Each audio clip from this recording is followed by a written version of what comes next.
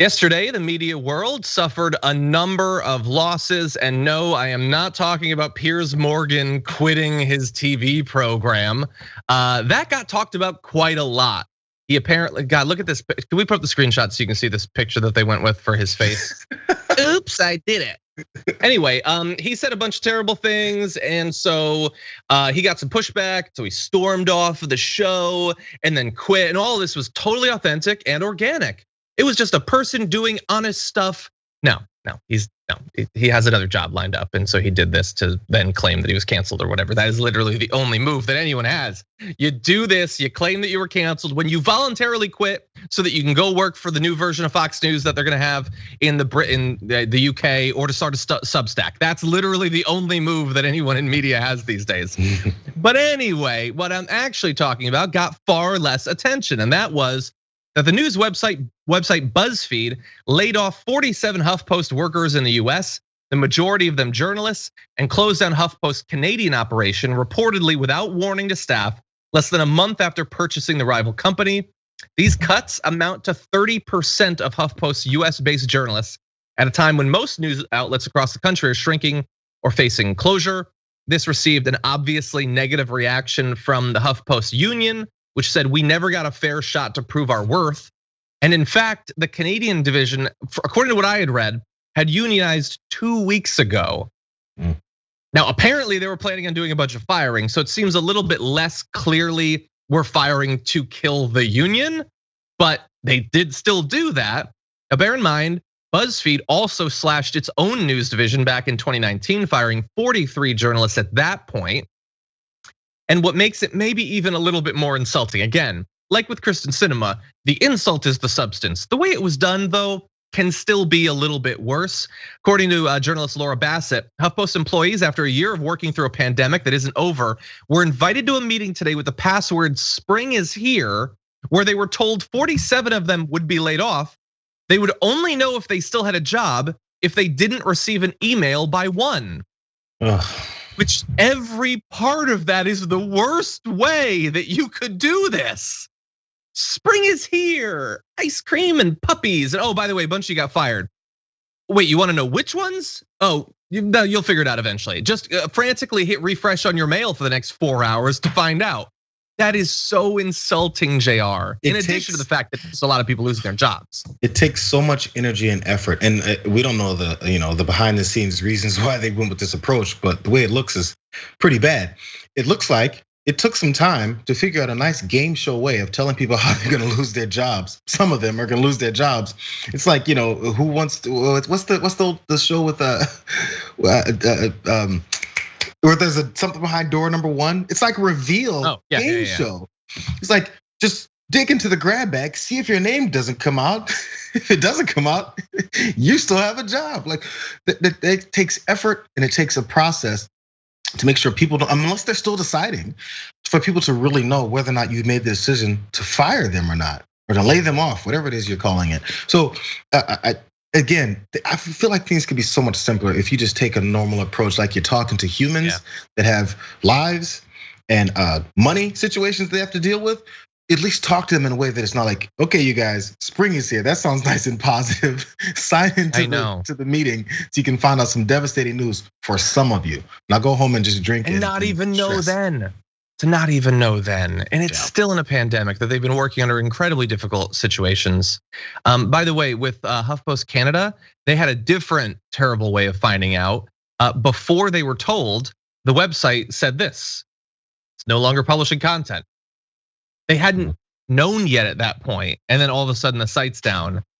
It's just awful. Like, losing your job is the terrible thing, but worrying about how it's gonna be done. I remember, this is so ridiculous, but I remember, so I'm like the only person early in the day that's ever at the studio now. And one day I got here and I used my key fob and it didn't let me in. And for a brief second I was like, oh no, is this how they tell me I can't get into the building? It turned out it wasn't that, thankfully. But anyway, and look, we in reality disagree, but there's people in the chat that are saying this is BuzzFeed and HuffPost, they're not real journalists. We will have to agree to disagree. Yes, do both of those sites do fluffy stuff as well? Yes. These are journalists. They work on politics and news and the economy and business and tech and all those things. A lot of these are very good, serious journalists who now have lost their jobs. If we could show a little bit of empathy, that would be consistent with our ideology. Thank you.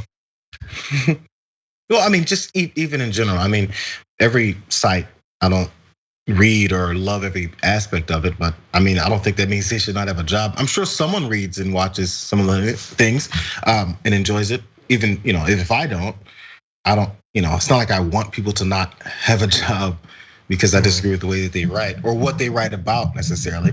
Now, if someone's damaging Americans with like false information and leading people down the roads of things like insurrection, when some of these sites talk about things that don't exist and threats that really aren't there, those I have issues with because it's affecting everyone negatively and potentially fatally, which we saw on that particular day. So things like that, sure, you can be against journalists that are doing horrible things, but unless they're doing that type of stuff, I mean, I just kind of don't pay attention to them. Exactly. And like, look, we started this segment with like the joke about Piers Morgan, but like both of those things did happen yesterday. Which did you hear more about? Right. Really? You heard more about Piers Morgan, who quit. He just left. And that's the biggest media news. And this is not the first time. Other people have voluntarily left the place they work at to go make $500,000, $1 million a year on Patreon or Substack or whatever. And they have presented that as the most amazing cancellations in all of media. While when nobody's talking about it, dozens of people lose their jobs from HuffPost, dozens lose their jobs from BuzzFeed, entire media outlets shut down, actual journalists who are not millionaires losing their jobs. And all of this is happening and it's resulting in more and more of the media, the share of the media pie being these right-wing outlets that are supported by millionaires and billionaires like the Daily Wire and all of those. Those are always going to be okay. They will unfortunately never actually hire journalists, but they'll exist. And then meanwhile, the alternatives to it are not supported by billionaires. And it's very difficult, especially during a pandemic. So all of this is going on. I understand some stories are really exciting and even sometimes we get caught up in them. But this is a trend that is happening and it is a tragedy for every one of those individuals and as a sum result for the country. We wonder when it's going to turn around. But this is the type of stuff that like established, cable television media, I think maybe there's a competition thing. If you're losing people who potentially have different outlets or different avenues for delivering news, it's good to lose a little bit of competition from things like this. Yeah. By the way, so this is like JR had been around one time, something like this was going around, but someone suggests make a progressives or sexy network called Only Turks. We're not doing OnlyFans. Like, yes, we're worried too. That's not the solution. Hey, there was one viewer that said she was gonna help me with mine, and I haven't gotten that consultation yet. Maybe it's because I haven't paid the fees yet that she's requiring, but I mean, it's time to get this project off the ground.